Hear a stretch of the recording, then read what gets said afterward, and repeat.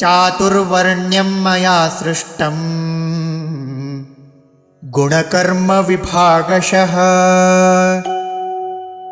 तस्य कर्तारमपि मां विद्यकर्तारमव्ययम्।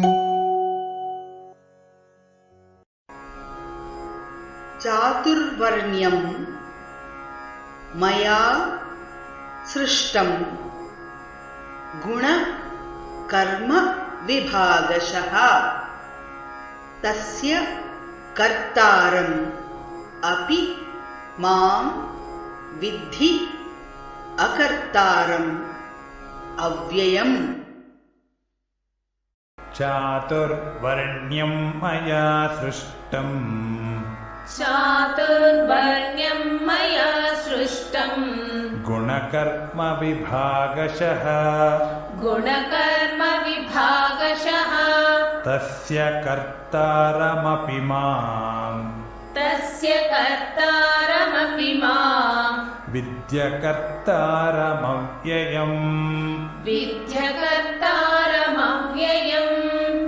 चातुर्वर्ण्यं मया सृष्टं गुणकर्मविभागशः चातुर्वर्ण्यं मया सृष्टं गुणकर्मविभागशः तस्य कर्तारमपि मां विद्यकर्तारमव्ययम्। तस्य कर्तारमपि मां विद्यकर्तारमव्ययम्। चातुर्वर्ण्यं मया सृष्टं गुणकर्मविभागशः तस्य कर्तारमपि मां विद्यकर्तारमव्ययम्।